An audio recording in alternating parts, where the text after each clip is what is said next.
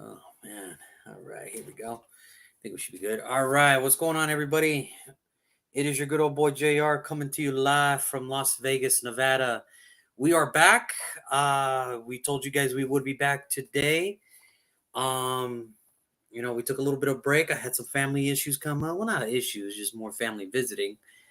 So we decided to start early, but we are now on track. We're here, pick number 7 today. It is all about the Raiders, man. The Raiders are up today, and man, the fact that we're talking about them so early is so disappointing because we had so much high hopes for them. Well, at least I can speak for myself. I had a lot of high hopes for them last year, and it just did not pan out. So here we go. I mean, it is what it is. So, Brandon, it's nice to see you, though. As always, Brandon's here to join us to take us through this 2023 NFL draft journey. So here we go. Brandon, how you doing, my man? How was your little break? I'm doing good. Same with the Raiders. Had a lot of high expectations. It did not go as planned at all. No, it did not at all. So Yeah. we're going to talk about the good, we're going to talk about the bad, and we're going to talk about the ugly, and then their off season and what we think they're going to do. With pick number 7, and before we get there, we'll give you guys a little quick recap. Brandon, remind everybody again your picks 1 through 6. Oh, that's very easy. Okay. First pick that I drafted for Carolina was Anthony Richardson. Number 2 was CJ Stroud. Number 3 was Will Anderson. Number 4 was Will Levis for the Colts. Number 5. Oh damn, I forgot who was number 5. Tyree Wilson. Tech. That was it. And number 6, when we left, was Jalen Carter, defensive tackle, Georgia to Detroit. If that happens, oh good God, how that's shit. How happy with Detroit? How happy Detroit will be. We can cancel Christmas. It feels like we got cancel Christmas. It just feels like Santa Claus is only going to Detroit for Christmas this year, folks. That's it. That's it. All you other states, forget it. Santa ain't coming through. All right, Santa's not coming through this year. All right, so there's his picks 1 through 6. Mine was CJ Stroud at number 1. I had Bryce Young at number 2. I had Will Anderson at number 3 for Arizona. I have Anthony Richardson's going to the Colts. I had Will Levis at number 5. And I have Christian Gonzalez at number 6. So there it is. So me and Brendan still have some interesting characters on who can show up. So here we go. Here we go. The Raiders, unfortunately, finished 3rd in the division with a record of a 6-11 record. Now,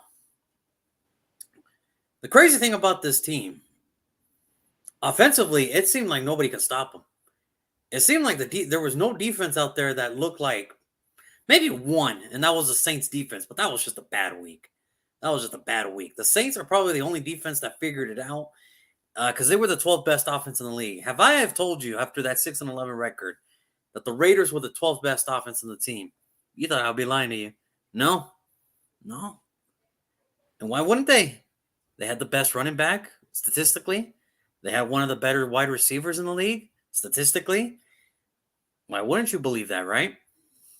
One of the better offensive lines in football. So it's no shocking to me that Josh McDaniels has turned this, John Gruden was a nice master planner. But Josh McDaniels actually knows how to execute the offense, man. All right, he knows what's up. So on the flip side, though, the reason they're here at number 7, here we go again, 26 on defense. Now, it's just what it is. I mean, listen, it's not for a lack of trying. The Raiders did try. They tried to bring in Chandler Jones, Rocky Ya-Sin. They've been drafting younger. It ain't working. It's just, it's just not hitting yet. And so the combination of other things as well. But, hey, it is what it is, man. It is what it is. Now, offensively, obviously, statistically, Derek Carr did lead the team in passing yardage. All right, and we'll get to that in a bit. With 3,500 passing yards, 24 touchdowns, 14 interceptions. Not his best season. He's actually more What's weird about this year is that Derek Carr is actually a very good quarterback that knows how to take care of the ball and doesn't cause a lot of turnovers. So the fact that he had 14 interceptions this week or this year, it was a very big cause of like not a concern, but it was a very like eye opener. Like, oh, Derek's usually one of those guys that doesn't really, throw the football turnover wise. But hey, I mean, it's like again, it wasn't for our lack of trying, and why wouldn't we be the 12th best offense in the league? Josh Jacobs led the league in rushing yards with 1,653, 12 touchdowns with 53 receptions, over 400 yards. Scrimmage wise, 2,000 total yards. He's one of the better running backs in the league. He's proved that since he came in his rookie year. And this year was the first year where it was like, okay, it was his turn to be the leading rusher. You bring in a Devontae Adams, and he does Devontae Adams things. 100 receptions, 1,516 yards, and 14 touchdowns. So realistically, the offense was not the issue. It wasn't. I mean, plus you had 2 offensive tackles that finished in the top 10 respectively in their positions. And then you had an offensive lineman. You had a rookie guard that made the All-Pro rookie team, first All-Pro rookie team. You had a center who was a better half in the league, and then you just figured it out. You just figured it out from there. Overall, I mean, I think they were they were 13th in passing, and then they were, number 1 in rushing, and it's a credit to why Josh Jacobs had all those yards was because the offensive line moved. It moved. So yeah, it did. So that's a credit to the offense. I am so proud of the offensive line that we had this year. That's been our biggest issue now for a long time, and I'm glad we finally found a unit together that is actually going to be back together because everybody that started for us is coming back together next year. And I'm so excited because it's like now for the first time in like 6 years, we have continuity in the offensive line. Yeah, I know. I want to break up that continuity. How much do you want for Cody Miller? How much do you need? How much do you need? Well, I need a first. What will be the price? I need a first, my man. I need a first. What's the price I need a first, man. I love Colton Miller, man. I know. My left tackle is pretty good. I know. I need a first, and Ryan Ramczyk would be perfect. Like it'd be perfect. Like I am very happy how far Colton Miller has come, where he finally made it into like the top 10 of left tackles, and I'm like, wow, so. No, you cannot have Colton Miller. You cannot. It's been a long time. The Raiders have had a really decent left tackle, and now we got a really good one. So no, you can't have him. No. Well, I speak for Raider Nation. No. No. No. You can't have Jermaine Elemenor. You can't have Andre James. You can't have Dylan Parham. You can't have Nathan Mutati. Sorry, it's just no. Alex This is the Leatherwood, best offensive line we've had since the Donald Penn days, and that was like 7-8 years ago. So no, you cannot have them. That's just not gonna happen, my man. That's just not gonna happen. Sorry. Now, on the flip side, one man on the defensive side, I never have to worry about. Never have to worry about, by the way. Nothing. Max Crosby. Max Crosby, man. Not only did he lead the team in sacks with 12.5. Got another Pro Bowl bid because of that. A lot of people saying, though, All-Pro snub, apparently. A lot of people are saying that. And I can see why, because the dude is good. I mean, depends. Depends on who you're talking to. Yeah. I mean, Nick Bosa. You had Nick Bosa. You had even his brother Joey. You had Micah. Yeah. But I mean, I think for a lot of people, though, I think a lot of people. Riddick. I think a lot of people are starting to see, though, that Max deserves a little bit more respect because it's like, the dude did pretty much everything. The only difference with the guys that you mentioned is that they actually have help. Max Crosby is That's all right. Yeah, Chandler Jones to get going to like late in the goddamn Late. season. He also led the team in tackles with 89, and he actually had an NFL high of 22 tackles for losses. So to say that Max Crosby is a very good defensive player is a very, very big understatement. Daron Harmon, Denzel Perryman, and Amik Robinson all finished the season with 2 interceptions each. And Daron Harmon's the only one that returned it for a pick 6. So our safety, middle linebacker, and our slot corner, nickel corner finished with 2 interceptions on the year. Nobody else had 1. Nobody else had 1, folks. So, Brandon, in short, I'm going to give you the floor, man. What happened to the Raiders, man? What the hell? Ooh, okay. What happened to the Raiders? Lord Jesus. Like you said, we both had high expectations for the Raiders. I mean, I think we both picked them to be the number 1 team out of the AFC West. That's how much we respected how the moves they made last year. We expected them to be the number 1 team out of the AFC West. That clearly did not come to fruition. We kind of underestimated Patrick Mahomes because he was here. He was here. He's here. It just he wanted to be that guy. Listen, Derek Carr. Come on, man. Leave the dude out. Like, we're talking about the Raiders and the poor guys catching strays over there. Like, come on, man. Leave the poor guy alone, dude. You just won a Super Bowl. I'm gonna leave it alone. I just saw your head there, like, that's so wrong. Yeah. So wrong. Listen, I don't know. Derek Carr last year, yeah, he had 24 touchdowns. He had over 3,000 yards passing. Mm-hmm. The turnovers, man, it is a little strange. Like 14, that's what a Devontae Adams. I get that Hunter Winthrow was kind of out a lot last year, so your slot guy, pretty much your target guy, was gone, so you kind of had to force feed it to people. I get that, but it's not like your offensive line literally wasn't one of the best offensive lines, which a lot of people thought coming into the season last year would be the weakest part of the entire team.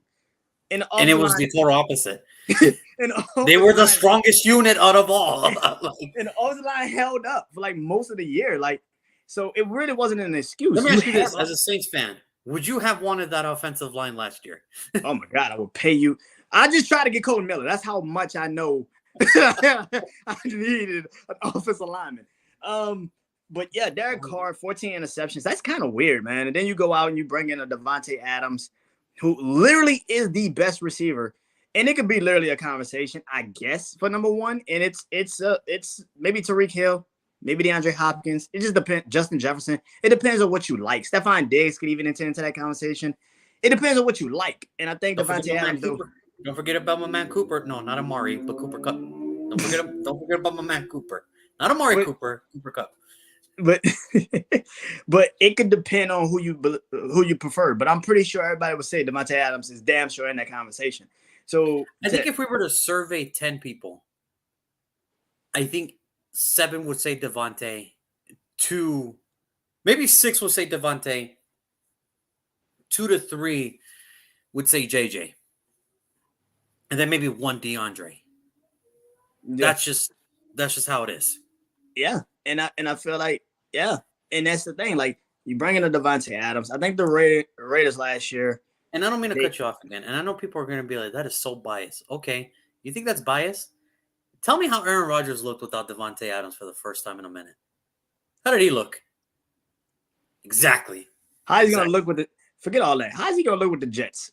that should tell you all you need to know. He's got Garrett Wilson. And Garrett Wilson, hey, respects. Really great young receiver. He ain't Devontae fucking Adams. I can tell you that much. He's not there. He's not that. I'll give you that. He's not and that. If Aaron Rodgers decides to pull up the training camp, we shall see what he looks like with him. But I don't know. But Devontae Adams being there, I am very proud of the Raiders for finding a formula, and that is just give the ball to Josh Jacobs. That was the simplest formula, but it worked. Just for the first time in a long time, Josh McDaniels actually had one running back that he had to just focus on. because in New England you have multiple running backs.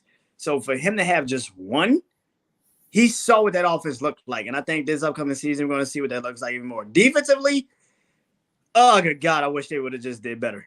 just oh my God. I kind of was like, I don't think the season's really good when I saw Baker Mayfield walk in 48 hours to the Rams facility and 48 hours later throw a game-winning touchdown. I was like, shit, this is not good. I was like, No, this is not good. I was like, this is really bad. I don't know what's going on. Nope. Max Crosby, yes, is a goddamn beast. If you didn't know that, I don't know where you've been. I have no idea where you've been. Chandler Jones, I thought you would be better. Especially since you kind of forced your way out of Arizona, I thought you would kind of showing up a little bit sooner. But everybody's going to remember the fact that you picked off the receiver in New England and then literally almost killed Mac Jones. Like almost killed Mac Jones. I don't think, man, what was Mac Jones supposed to do? Like, what did you want him to do? He's like, he was trying to slam that man into the fucking ground. He tried to give him a concussion and shit. It was so bad. Oh my God. Yeah. All in all, the Raiders, I mean, listen, man, we had high expectations. Maybe this year we could finally get back to being just like, I just want to see them win. And I think that's where I think we're at right now with it. We just want to see them win. Let's see what they do. Yeah, no, I think there was a lot to it. There was the whole, like you said, Hunter Renfrow being down. Darren Waller not being available as much as we would have liked. There was also situations where, because I can't pinpoint this on all the defense. I really can't. Not all of it, at least. No. There's times, you would hope that maybe the offensive unit can sustain a drive in the second half to keep the time moving. You want one more. There was a lot of factors on why the Raiders ended up losing more games than actually winning. And it wasn't just on one certain criteria. It was just the magnitude of a lot of things. Yeah. They had some impressive wins. Don't get me wrong. Oh, yeah. They had some impressive wins. But majority of the time, it was just we were always on. And I think that was the thing. I think that's where the people of Raider fans are kind of like, what happened? It's like, well, when you take account into last year we were on the same boat as Minnesota. We entered the playoffs with a negative point differential. So same crap I was giving Minnesota this year, I get the same crap to the Raiders. I think the only difference between the Minnesota Vikings this year and the Raiders last year, the Raiders, you actually kind of believed that they could do something. We gave Minnesota no shot. Like that. Like, this is how bad it was. Last year when the Raiders played the Bengals in the playoffs, we said, okay, whoever wins that, they're beating Tennessee. And goddamn it, were we right. All right? Whoever was with the Raiders and the Bengals, they're going to beat Tennessee. And, man, we were right. When Minnesota came into the playoffs, we're like, oh, that's done. We both picked the Giants, by the way. We just want to point that out. We both picked the Giants. There's nothing for me to believe in Minnesota. Nope, I'm good. I'm good, by the way. I'm okay. There was nothing. There was nothing for me to believe that Minnesota would have done actually something. That was the difference. I think what happened is last year we played in a lot of close games, and we won those close games. Mm-hmm. This year we played in a lot of close games, and we lost. That's the difference. We didn't lose because lack of talent or lack of everything. It's just it didn't go our way this year. That happens. It happens. I mean, I'm sure there's, teams from a couple of years ago that will probably say the same thing, that, man, I don't think they should have won that game, but they did. Yeah. There's a game where I'm thinking like, man, there's no way they should have lost, but they did. And that's just how football goes. And, I do want to get into it. Because it was kind of like the big story in the offseason. It happened, so season's over. Before the season even was over, after that Pittsburgh loss, I did not have a very good Christmas, by the way, if you were wondering. I did not. I didn't care. I stayed in. I didn't even care about the kids getting their presents. They're asking me, can I open them? I'm like, sure, go ahead. I don't give a shit. I'm like sleeping in this off. I don't care. I did not have a good Christmas, by the way. No, I'm kidding. It was great. It's just, man, it sucked that we lost to Pittsburgh in the way we did. A great game. Again. Yes. Close game. Great game. Yes. Just didn't have enough. just did not have enough, and that's what happened. That's what happened.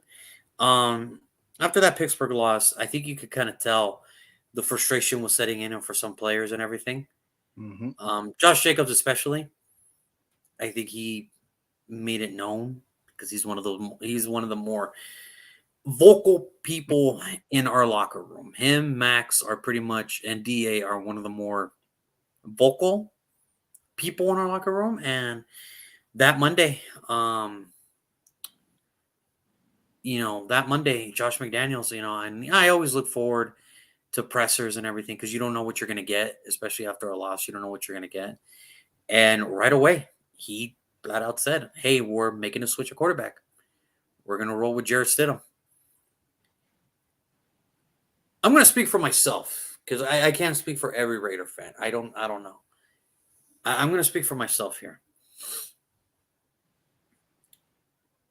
I didn't know what to expect after that happened. And I'm not talking about the fans that were upset that we benched Carr and all that stuff. That's not what I'm talking about. I didn't know what to expect with we had. Because I've seen this before where Carr got hurt and then his backup goes in. It was literally 3 seasons ago during the COVID season. On Thursday Night Football, Carr got hurt against the Chargers, and Marcus Mariota came in and almost won them the game. Mm-hmm. There was a time where E.J. Manuel beat the Broncos as a Raiders quarterback, and Carr came back the next week. Good God. That's an old name, I know. That's a name that got finally positive respect on it. Respect, CJ. A quarterback don't get me wrong, I'm a Miami Hurricane, but that day, because he was the Raiders quarterback, I'm like, I know you're from FSU, but I'm willing to put that aside for the next 3 hours. Beat the fucking Broncos, please. I'm willing to put this FSU Miami rivalry aside for 3 hours. Just beat the fucking Broncos, and he did. So when Josh McDaniels finally said, hey, we're going a different direction here, I kind of was like, it's time. It was time. After 9 years of, not all of it is his fault, but he's not the reason that we're getting better either. I can't tell you how many games I've seen where he fumbled the ball in the end zone. He threw it away on 4th down multiple times when he could have ran it in for a touchdown. Or first, I've seen games where he missed his receivers by a margin. After 9 years, it was kind of like, you know what? If this is the route we're going to do, then I'm going to say it like I've always said to everybody. I've seen a lot of players come and go. The one thing for me is I'm always going to be a fan of the team. That's my thing. Yes, does it suck that maybe the last constant 9 years has been Derek? Sure, it was great to know that, hey, I know who my quarterback was week 1. I know. But it was just, there was nothing that was going to happen between now and 4 years from now where it's like, maybe we can change. No, it was just, I think what it was, he needed a fresh start. We needed a fresh start. And that's about it. I mean, that's the best way I can think of. I mean, now don't get me wrong. That 49er game, I mean, I was kind of like, oh man. And this is how bad it was. Let me tell you how bad it was. I was thinking that Carr was still the quarterback. Where I'm like, damn, if Carr, because I was already predicting that the 49ers were going to come in and destroy us. So I was just like, oh man, this is going to be rough. This is going to be one of those things where I don't know. And I'm like, well, if they were going to do this to Derek, I can't imagine what they're going to do to Jarrett Stidham. Played great. He played as great as you want to be. That was the weirdest game. That was a weird football game because Jarrett Stidham threw for like 400 fucking yards. He threw for like, what, 5 touchdowns, some shit like that. I know he hit like Devontae Adams on like 3 or 4 of them. It's just like, what's going on with this game? And then Brock Purdy would come back and then throw a touchdown. Like, what the fuck is going on with this football game? That was such a like wow. And then I kind of look at it and I'm looking at my brother and I'm like, where the fuck has this offense been all year? Like, and I'm like, well, what? I don't get it. I don't get it. I don't get it. It's the same fucking players. What the fuck is going on? Like, who are these guys? Like, who are? And I think that's what killed me the most. I think that's what did kill me the most is the fact that this is what our offense probably could have looked like the whole year if the other quarterback looked. Now, what I'm not going to tolerate, however,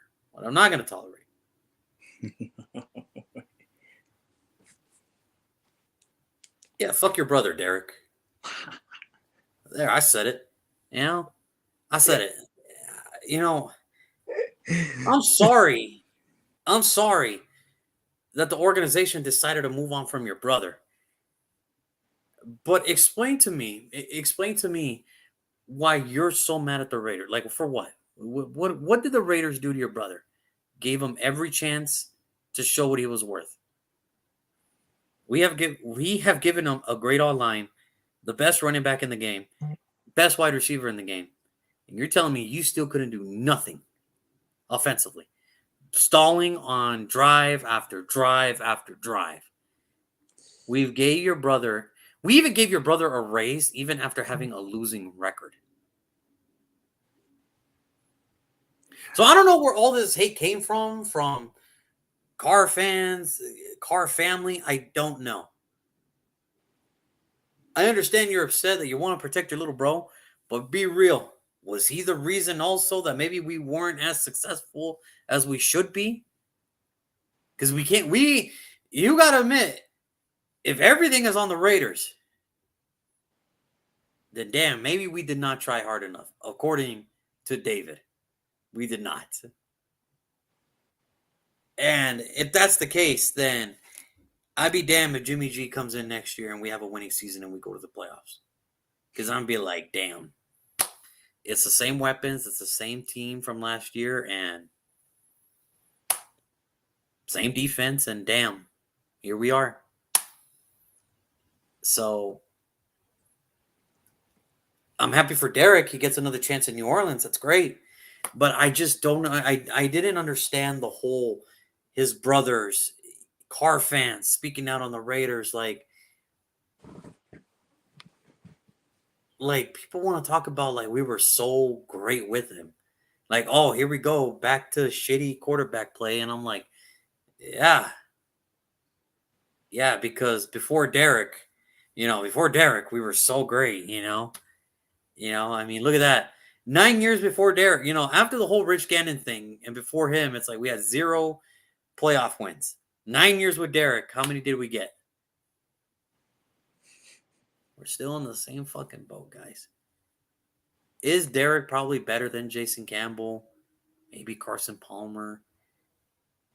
Yeah. But the results are still the same. We didn't win. So I don't understand why this one man, all of a sudden, if this one man is like, how dare we cut him? I'm like, dude, I saw Gruden trade Khalil Mack. That's what you should be mad about. I was pissed at that. But here I am, still going for the Raiders. Here I am. So I just want to put this to rest. I never hated Derek Carr. Never hated. What I hated was fans, his family, talking him up like he was a top quarterback in the league. He's a good quarterback. Just if you want to take that extra step, you have to make sure that everything is perfect for him.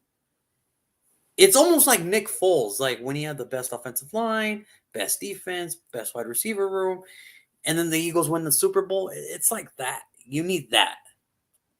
if you think Derek's gonna take you to that. Like that's what you need. So at the end of it, I guess for me, this whole thing to end this whole car thing for me, I appreciate Derek for 9 years. His brothers can jump off a cliff. All I care. You know, I'm not gonna have a man who ate a walnut or a nut, whatever, on set and chipped his tooth. Like, bro, you have no right to talk about toughness. Your teeth got chipped on a nut. Like, bro, chill. Darren, oh man, you're like the less successful Manning Cooper. We all know there's a third brother, but I mean, really, who the fuck are you? Like I don't know. I don't know. I appreciate Derek his 9 years. I'm ready to move on. So go ahead, Brandon. Take it from here, man. Well, he's your guy now. Yeah. And not only do you got him, now you're taking his fans with you. Okay, God. Yeah, I was never a super Derek Carr isn't the problem person. I'm like, you're the fucking quarterback. You should know how to win games. That's ridiculous. Yeah, listen, I think people are stuck in this mindset like what Derek Carr did when the Raiders were in complete and utter turmoil. That's who he's always been. No, the fuck he hasn't. I don't know who the fuck told you that. Yeah, he had 1 year where he shined through and he did his job and he did an amazing job. He got the team to the playoffs when they were in complete utter turmoil. You had literally a receiver kill somebody.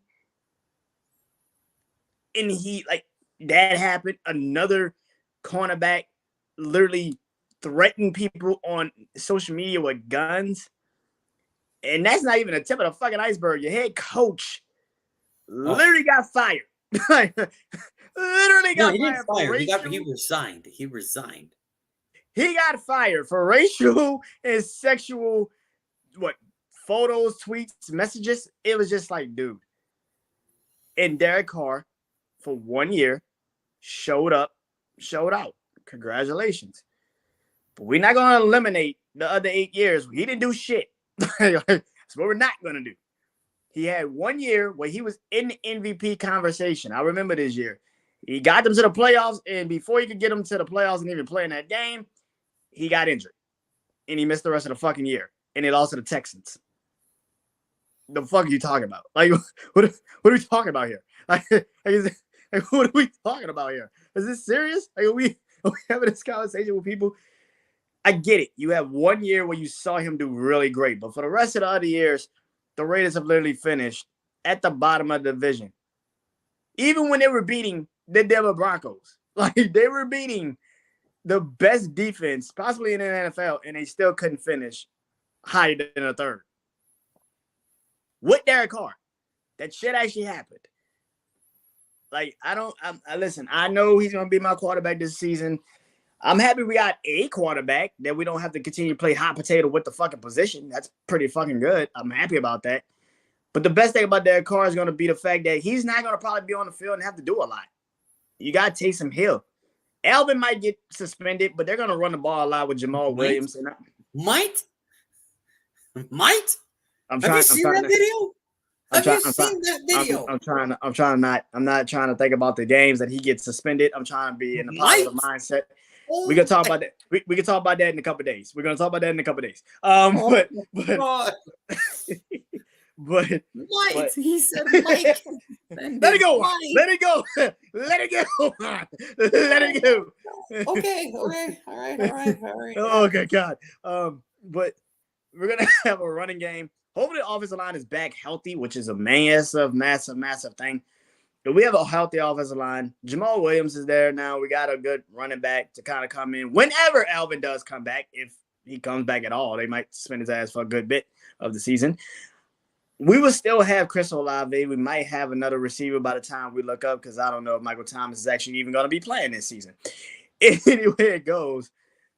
Derek Carr, welcome to the New Orleans, I guess. Welcome to the Saints. I'm not really that amped for you because unlike a lot of people, I know who the fuck you are. Like, I know what you do. I know how you play. I've seen you enough in my life to know you kind of shit the bed when we need you. I mean, this is kind of the thing about it. And if you don't believe me, just go watch him play us this season. He barely got the ball to the 50-yard line. That's all the fuck you needed to do. You had a rookie defending Davante Adams, and Davante Adams didn't do shit. How's that possible? I have no idea how that even. And by the way, that was like the rookie's second game that he played this in a season, and he shut down Davante Adams. That shit should have never fucking happened. Yeah. So, yeah, I'm looking forward to it, but more so because I feel like if we win with Derek Carr, then all of his fans can be like, "See, Raiders, I told you." But if we lose with Derek Carr, it's like, "No, motherfucker, see what we told you." Like, this motherfucker can't do what like I want him to win just so it's like, okay, good. He won. Thank God. Because if he loses, then I have so many receipt on Carr fans, not Raider fans, Carr fans. I will personally drive up to their house and like slap a giant L from like Home Depot and stencil an L on their door and, put number 4 next to it and be like, here's the thing. See, the Raiders fans are really patient and they're really nice because the Saints fans, we don't play that shit.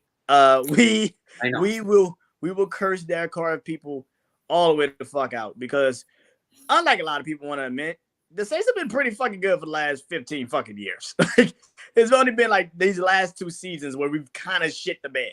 There was there was that 1 year too where Sean Payne got like suspended. And I was kind of like, oh, yeah, that year too. But that's 3 years out of 15. That's like a really interesting. That's a good track record. That's a really good track record, man.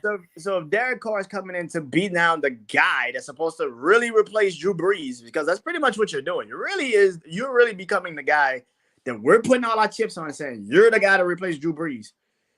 If you fold under pressure, what does that tell you about Derek Carr? Yeah. Yeah, I mean, I don't have to worry about it anymore. I'm good. Yeah, but I do. This sucks. Yeah, that's your guy now. So, I mean. Oh, my God. Now, the offseason so far, I mean, it's been very weird for the Raiders, but it's also been surprising as well. First off, we re-signed our right tackle, Jermaine Eluemunor, who respectively was the 9th best right tackle in football last year. So kudos, great. Jakobi Meyers is now a Raider. That's the same wide receiver that threw it back to Chandler Jones.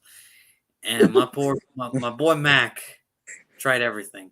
And by the way, I know some Raider fans are going to see this video, and I know what they're going to say.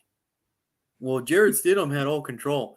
So you mean to tell me a rookie quarterback and Mac Jones can run Josh McDaniels' offense better than a 9-year veteran? That what you're telling me? That's another thing. I think I'm going to listen to the guy that actually has Super Bowl rings as a coordinator. Yeah. The guy who's never won a playoff game. I think I'm going to go that route. Yeah, I think also with that situation, I think people overestimated Derek Carr's ability to give a fuck.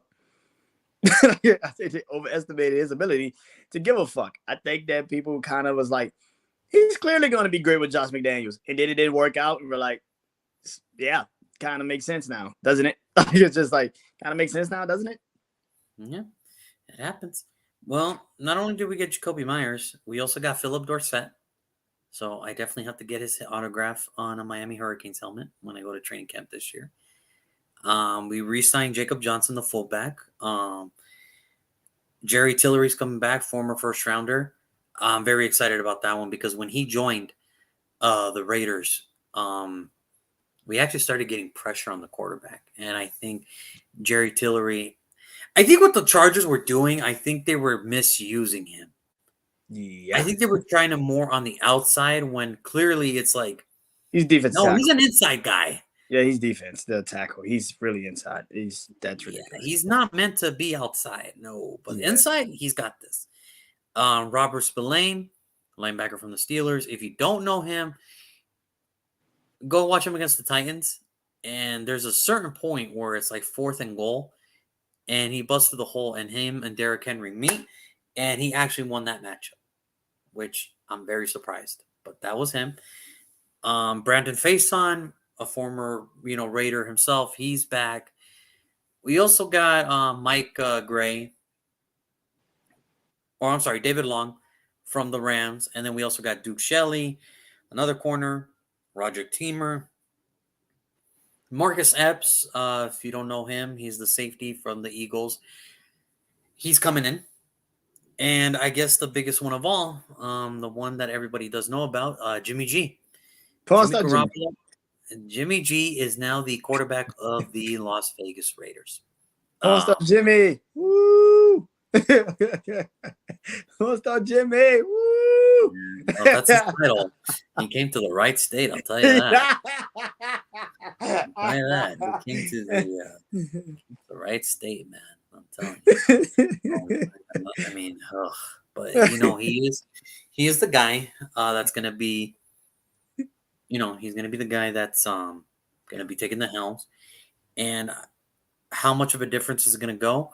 I think he's ready to go anyway, because he went from Josh McDaniels to Kyle Shanahan back to Josh McDaniels, which literally looks like the same offense. Honest to God. It looks the same. You don't believe me? Watch the 49ers take on the Raiders this year and tell me what difference do you see in these two offenses? They're meant to attack fast and score a lot. Ta-da! That's the same offense, guys. But Darren Waller got traded to the Giants, so Daniel Jones now has a weapon. So that's going to be interesting. Overall, I'm going to give this offseason grades, at least just the free agency and what they've done in getting draft capital and spending money wisely on their free agents. I'm going to give this a low B, high C. Sure, they're not the flashiest names. I'll tell you that. They're not the flashiest of names. But the problem for the Raiders at 1.2 was depth. That was an issue. And today they have more depth on both sides of the ball than they had last year. So I'm very proud of what they're doing. And with the 12 picks that they have in the draft, I do expect Dave Ziegler. Put it like this. Dave Ziegler has shown me that he knows how to draft. Okay? With your very first pick as a general manager, you drafted the best rookie guard in all of football. I'm gonna have faith in you and thinking I think I know what you're doing. I think you're good. That gives me enough faith to know, okay, I think this dude's got it. I think the dude's got it. And let's not give up the fact that he did trade for Rock Ya-Sin, who had one of the best seasons of his career. And he made sure that Devontae Adams joined the Raiders, and it worked out. So I'm going to say right now, I think I'm perfectly fine with my general manager because it sounds like he knows what he's doing. So, Brandon, go ahead, man. Give me your grade for this offseason so far for the Raiders. Okay. I give it a B minus. Give it a B minus. More so for who you got rid of than you brought in. You finally got rid of Derek Carr, which you said numerous times, but we didn't really talk about the Darren Waller trade, which I think really is the one that a lot of people need to really talk about. A lot of people talk about, well, Daniel Jones got Darren Waller to come to New York. That's going to be a great thing. I don't know. I'm going to be honest. I don't know if it is. Daniel Jones still has to prove a lot to me because what did he really fucking do last year? Let's just be real. They still have no receivers. that you're like, yeah, that could definitely be something. So you're just relying on Darren Waller to be the target. Kind of sounds like what he was in with the Raiders for the first couple of years of his career when he was actually healthy and actually playing. Yep. So you expect him to just revert back to being like a Jeremy Shockey, Jimmy Graham, Rob Gronkowski, where he's going to pretty much have to take the value of all those catches because he doesn't have any other weapons on that offense outside of Saquon Barkley. I don't like that deal for them. I really don't think it's a good idea for the Giants. For the Raiders, hell of a trade. Good what you can. I mean, because let's be real, we all knew that was to break up any damn way. We don't really talk about the Derek Carr, but we don't talk about Darren Waller also. A lot of people don't talk about that. That was heading for a breakup since last year. They were literally talks that they were trying to trade him to Green Bay. Like this shit was that happened. And like I said, I'm just speaking from my own opinion, not speaking because I know what happened, what I think happened in that locker room. I think all in all, with the whole Darren Waller thing, I think what it came down to was some players made some comments about what these players actually put themselves through to play. And it sounded like he wasn't willing to put in the effort for Josh McDaniels. For whatever reason, there was a game. There was the Thursday night game against the Rams. You don't think the Raiders could have used Darren Waller? And he was ready to go. And then he's like, no, I'm good. I think what happened was I think Darren wanted to be a Raider, but not with him, not with Josh. And I think they just both figured it. And you're right. I think this is a breakup in the makings. And listen, a lot of people can say what they want to say. Well, it's because he didn't get invited to the wedding. I don't think that's what it was. No. Me personally, this is what I think happened. I think Darren got his bag. And he pretty much said, I'm not going to get hurt or I'm not going to put my body through the line for this man. He'll do it for Gruden. He'll do it for Rich Bisaccia. Not this man. And I think that's what pissed off probably some players into where, hey, you know what, the Raiders got. And here's the thing. People are going to say, well, it was such a dumb pick because they got a low-end third. Okay. We still got a third for a guy that went undrafted. For a guy that we didn't have to give up anything for Baltimore, and we still got a third for him. So I'm perfectly okay with that. And you probably flip it. We could probably take our 2/3, and if there's a player in the second where it's like it's falling in the late second, it's like we can use that need. You know what? I'll give you my 2/3 if you give us back into the second. Deal. And there it is. I expect our general manager to be willing and dealing. Maybe not nights 1 and 2. Exactly. We got a third, and his contract is completely off the books. Which is money freed up. Which also gave us the opportunity to get us O.J. Howard. Also the opportunity to get us Austin Hooper. And who's to say if we don't trade up, we keep talking about how talented this tight end draft class is. Well, one of those picks could be a tight end now. I don't know. And that's what people, and that's something I think that this is one of the reasons why I do say it's a B. It's a B minus because I think getting rid of two guys like Derek Carr and Darren Waller that pretty much was saying that they didn't want to pretty much be a Raider anymore is what helps the team build chemistry and camaraderie. Like that's what builds it. Is the fact that you get the two cancers out the goddamn locker room and you're like, let these two guys go, figure out what they need to do. But for right now, because here's the thing. Devontae Adams, like, I ain't going to fucking well. Like, Devontae is all in. Like, from the get, even at the end of the presser where somebody asked him, hey, man, if Derek Carr goes, are you going to request a trade? He goes, nah, man, I'm here to help this team fucking win. I don't give a shit. I'm going to find a way. And that was his roommate. That was his roommate in college. Like, that just tells you, like, get rid of that and let's see what happens. So I say, out of all of the moves, it's the departures that actually makes this a better offseason for the Raiders because they didn't really lose a lot of shit on defense. And you got rid of two guys that pretty much were telling you in your face, I don't want to be here. And I'm not going to play for this head coach. If that's the case. It's one thing, though, for Derek. What got me more upset was the fact, like, the benching and him saying, I'm done, that's one thing. For him to not be there the final 2 weeks That's where it kind of like That was kind of really? like, to me, like, we gave you 9 years and you can't give me 2 weeks because you're hurt that you got benched? I'm good then. I'm good. That tells me everything I need to know about your character, I'm good with. I'm good. And I'm ready to move on. Exactly. And that's the thing. Devontae said it the best. I was a Raider fan before even knowing who Derek Carr was, so I want to help my childhood team win. That's all I can ask for at this point. So, like you said, yes, is losing Darren Waller and Derek Carr going to hurt? Maybe, possibly, yeah. But the fact is, like you said, if you got two players now who not that they're saying I don't want to be here, but your actions are saying I don't want to risk my body for you. Like if I don't want to risk my time for you, then it's maybe time to go.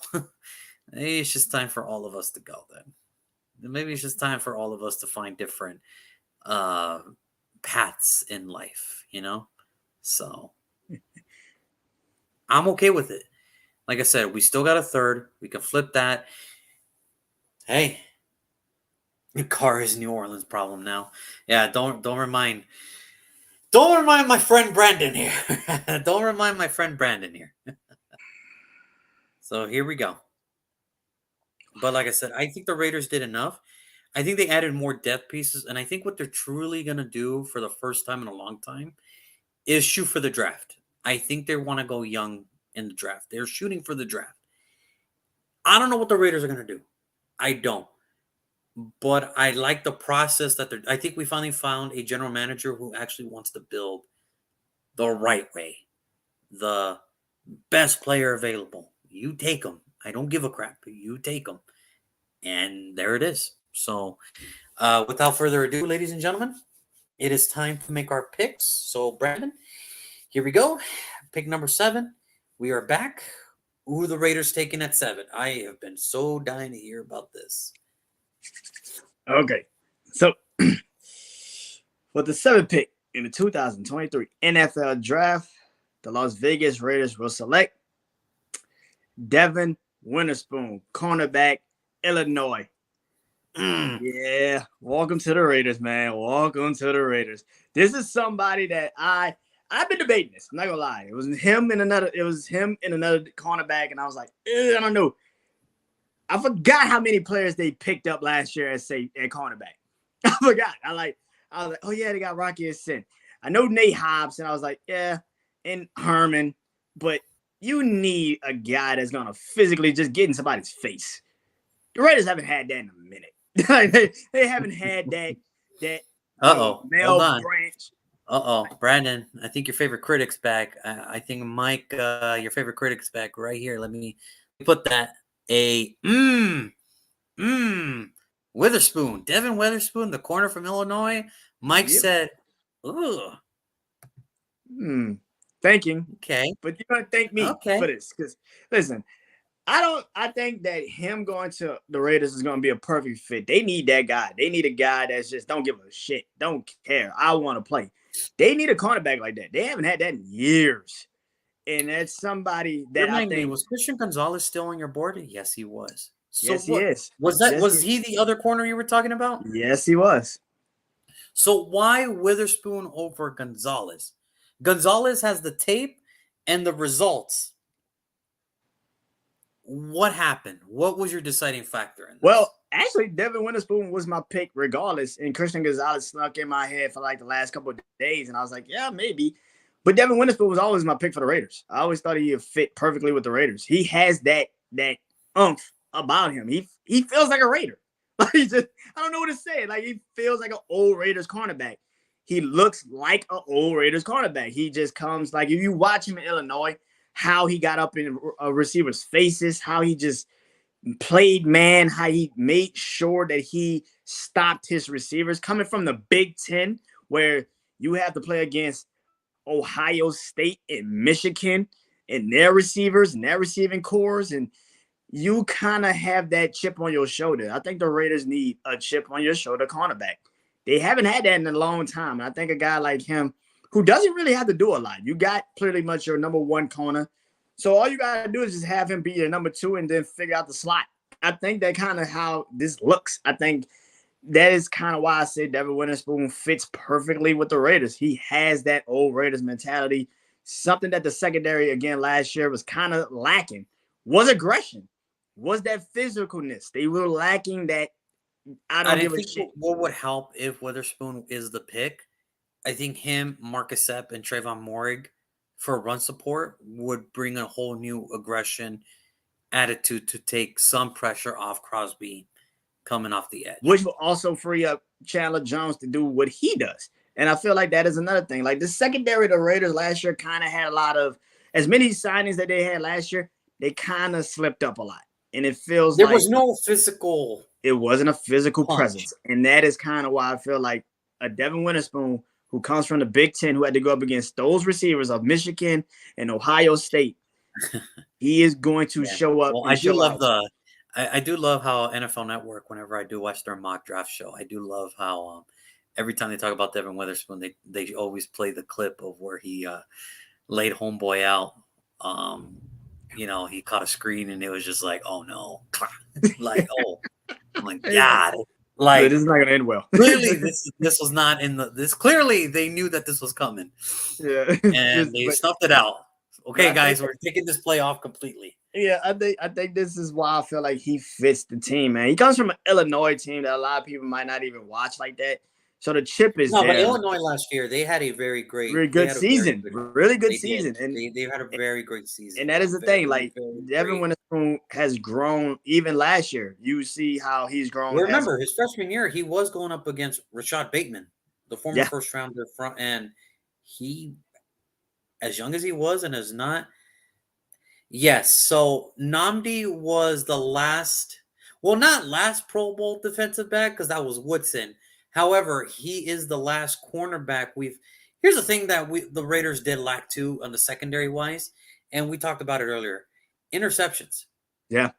Nnamdi Asomugha was the last cornerback that had more than 6 interceptions for the Raiders. And that was when he had 8 and 20 like 2008, 2009, some shit like that. That was a long time ago. No, it was before before he left. Yeah. Like, so understand, it's been that long since the Raiders had a physical press man corner like Nnamdi Asomugha, who and Devin Witherspoon would quickly fix that. Yes. No, I do not mind the pick. I do not mind the pick.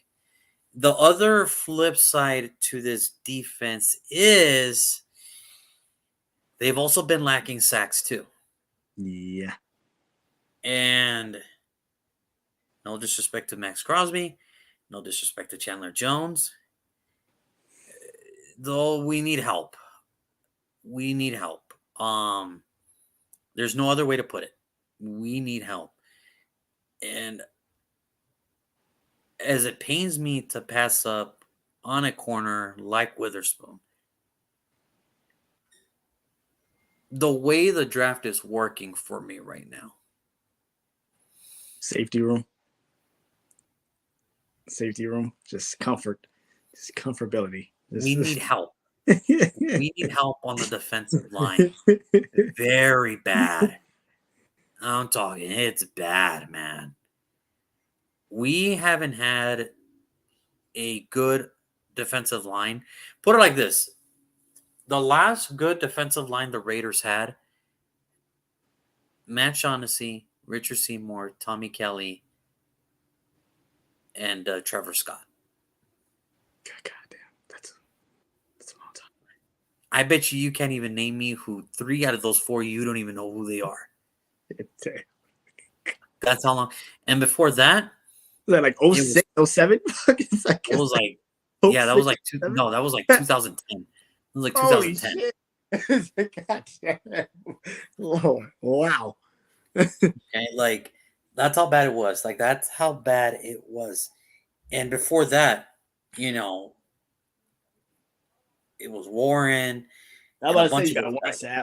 There's a bunch of those guys. We haven't had a great physical presence up front, especially on the defensive line.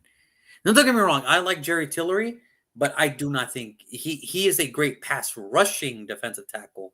He just doesn't. He's one of the worst at stopping the runs. He really is. He really is. He'll be there, but we need help. We need help. The way I look at a defense, you got to put the flooring first. You got to put the flooring first. Until you have a strong foundation on the flooring, then everything else it's going to be flawless. So the way the draft's working for me, with the 7th pick in the draft, the Las Vegas Raiders select Jalen Carter, defensive tackle from Georgia. I mean, look, people can say what they want. Is it a red flag that he got gassed on? Exactly. Start with the trenches, and that's where I want to start. I want to start with the foundation of a house, and that's the flooring. That's the trenches. I think if Jalen Carter comes in, I know this much. For anybody out there that has the red flag of he's not gonna, we don't know if he's gonna gas, if he's not gonna pay attention. Listen, Max Crosby, Chandler Jones, Marcus Epps, Patrick Graham, Jerry Tillery, who he would play alongside with, could tell him the pressures of being a first-rounder defensive lineman.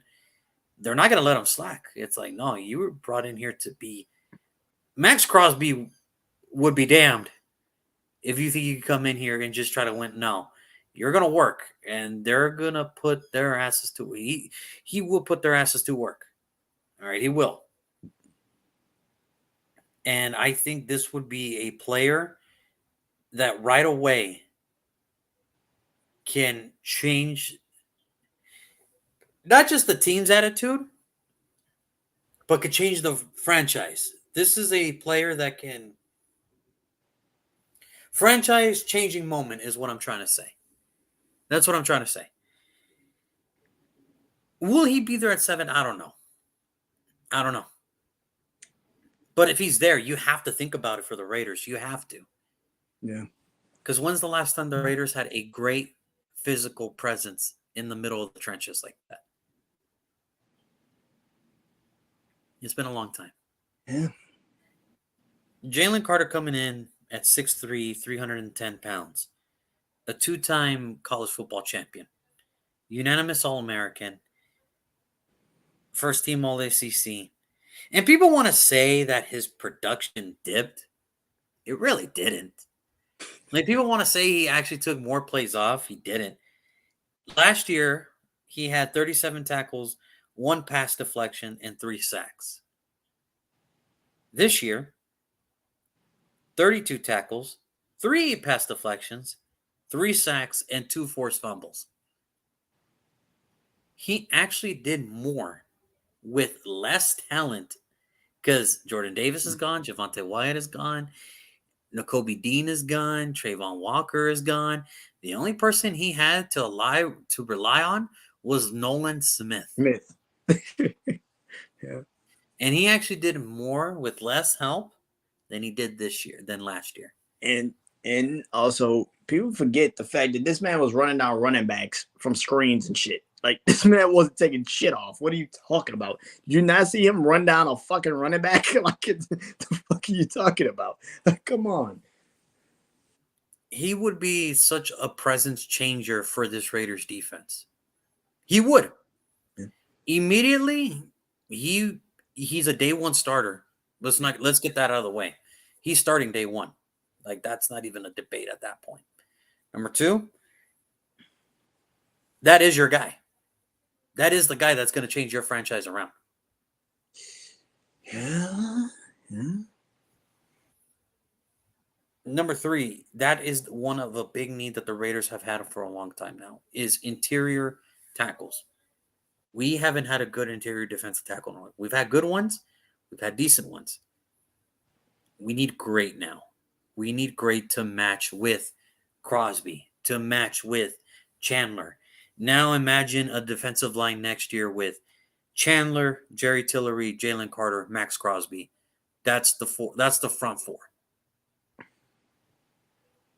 We're getting after that quarterback. The name of the game is getting after that quarterback because You could double team Crosby, you can double team Chandler, but that's going to leave one of those defensive tackles on the front. Yeah.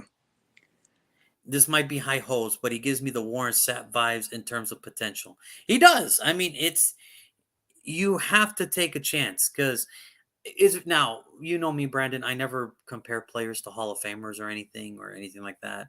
I don't compare them to all pros or anything like that.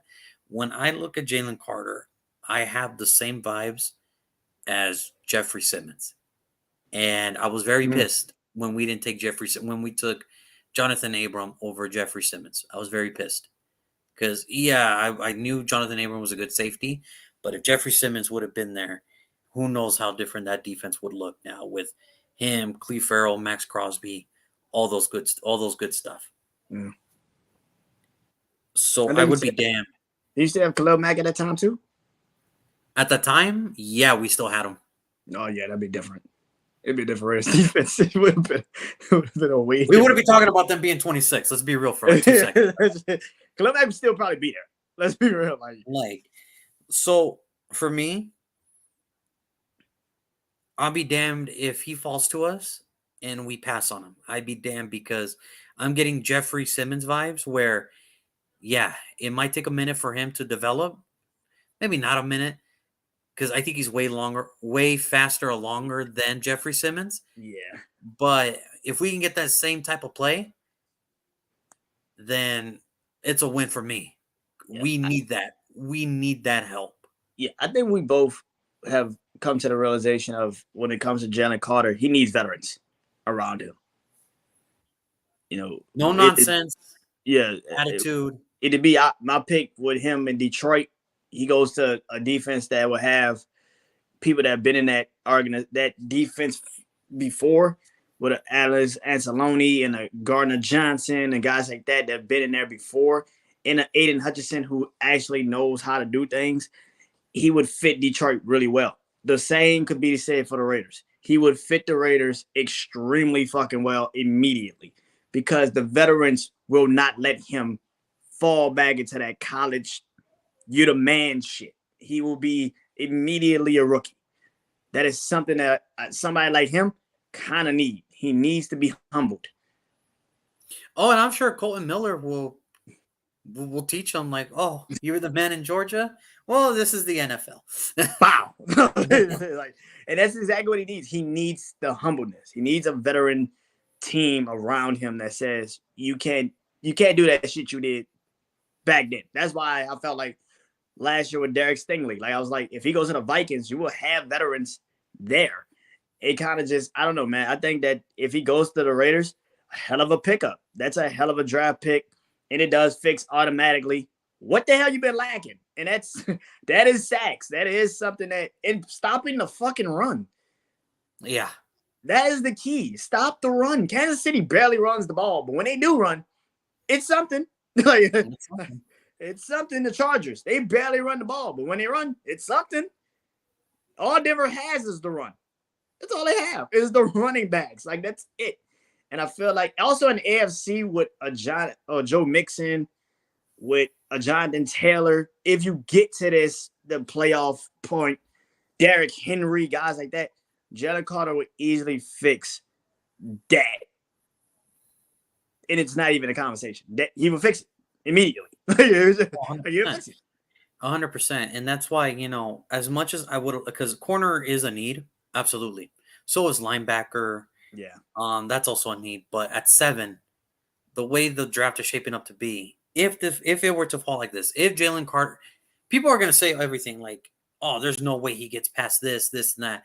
If I'm telling you all this right now, if he gets past Seattle and Detroit, the buck stops with the Raiders. I'm telling you this right now. The buck stops with the Raiders. As much as we need help somewhere else, it would just be too much to pass up at that point. And I also feel like no matter, I think they could fix his character. I guess that's what people would say. Is he going to fit in a place like Vegas because of his character issues? That shit is going to go away very soon. Like, I don't think. Would I love Witherspoon? Yes, because that's when I look at Devin Witherspoon, I'm looking at straight press. That dude was meant. if it doesn't work out for him as a corner, I think he should be like a boxer or something because I think he just loves to hit fucking people. Okay, he loves that shit. But no, I like Devin Witherspoon's game. It's just at the time, if it was between the three, you know, Carter, Witherspoon, or Gonzalez, of course you're gonna go Carter. Now, if it came down to the two, where it was Gonzalez or Witherspoon, me personally, I'm gonna take Gonzalez because I think with Gonzalez, I don't have to teach him how to play corner. I just have to teach him this is what we're running. Can you do this? Can you do the high tops? Can you do this? With Devin, it's like, okay, we know that you can hit and we know, but we're gonna have to teach you like, hey, this is the position we want you in. I don't have to do that with Gonzalez right now. I just have to teach him how to play. Now, do I think Devin Witherspoon is going to be a good corner in the NFL? Hell yeah. Yeah, when you're a man like that and you can hit like that, yeah, you're going to be a good corner. When you're showing NFL teams that you're not afraid to tackle, you're going to be fine. You're going to be fine. But it's just right now, corner-wise, I still have Gonzalez just a little bit higher than Witherspoon. Just a tad bit, but just a little bit. I agree. I mean, it's a good Gonzalez is still on my board. And I feel like I know where I'm going to put him. He's a better placing than where I felt like Devin Witherspoon would be. I feel like with the Raiders, they already have corners there.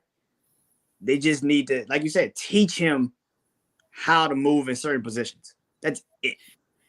Yeah, and that's the thing too, where and Mike does bring up a good point. Like they already went the route and when they drafted Abrams, and look how that turned out. Well, it turned out that he got cut. That's what happens. But again, we can't predict that that's the route, because if that's going to be the case, then no linebacker from Alabama should ever get drafted again because Rolando McClain was such a bust. Like that's what, like, no two players are ever the same, but I understand where you're coming from. Like, do we really want to go this route again? And Jonathan was more of a safety than he was. He was more safety, and I understand where he's trying to go with it, but I think, I don't know. I mean, it's going to be interesting in 3 years from now to see how their careers are shaping up at that point. I'll pan out, yeah. Yeah, and when we do these, we're not talking about now. We're yes, we want to know now, but really, we won't get to see the full results until like year 3. Like, that's why this year it's going to be critical to see where Jaycee Horn's at, where Patrick Surtain's at, where a lot of these other corners are at, because right now, I'm telling you right now, I think Patrick Surtain, without a doubt, he was my best corner. Oh, he's the best. He's the best. He was, and then there was also the guy who went to he went to Tennessee, the guy from Virginia. When healthy, he's exactly. Oh, Feller. Yes. Yeah. He when healthy, he's a good corner. It's just the problem is that foot injury he got during his college career, it's coming back to bite him in the butt now.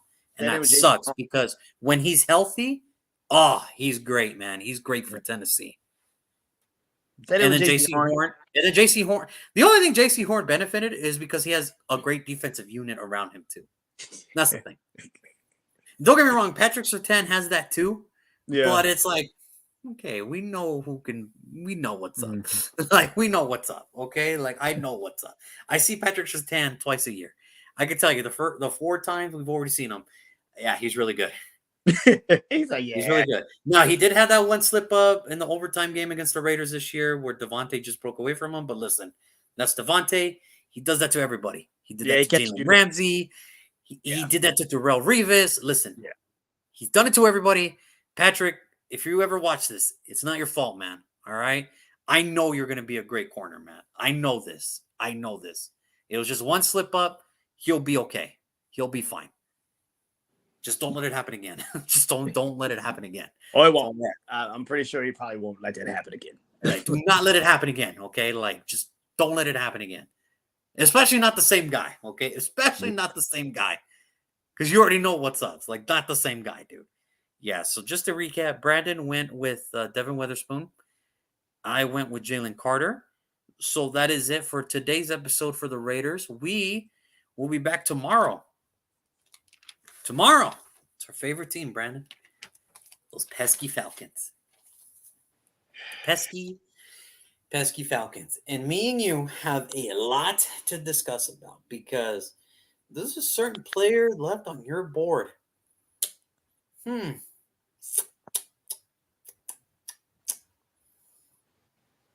like Atlanta that much. You don't like Atlanta that much. I don't like Atlanta that much. Well, even you know what? I'm going to be honest with you. Even if that's the way how the draft turned out, they still messed that up. Yeah, it's listen. Atlanta's good. Oh, you got a day one starter right there. All right, but no. Tomorrow is Atlanta. We're going to talk about them. What went right? What went wrong? Is Desmond Ritter the answer to this team? Shut up, Brandon. Shut up, Brandon. And I like Desmond. Desmond. He's a good quarterback. He's a really good quarterback. But you don't sign a Tyler Heineke because he's really good. Yeah, no.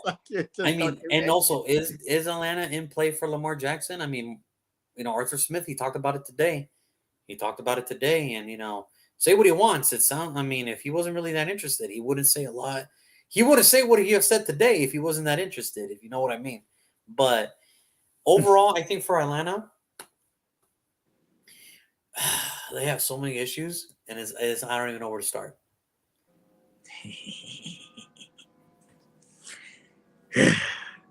It's Atlanta. What can we say? I want people to understand this. In 2 years, they could have had in 1 year, they could have had the choice of Michael Parsons or Jamar Chase.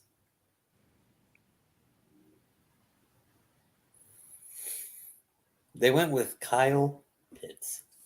And what did I tell you, Brandon? What did I tell you in the beginning? Is a tight. Everyone wants to talk about a running back going in the first round. When is a tight end ever worth it in the top 10?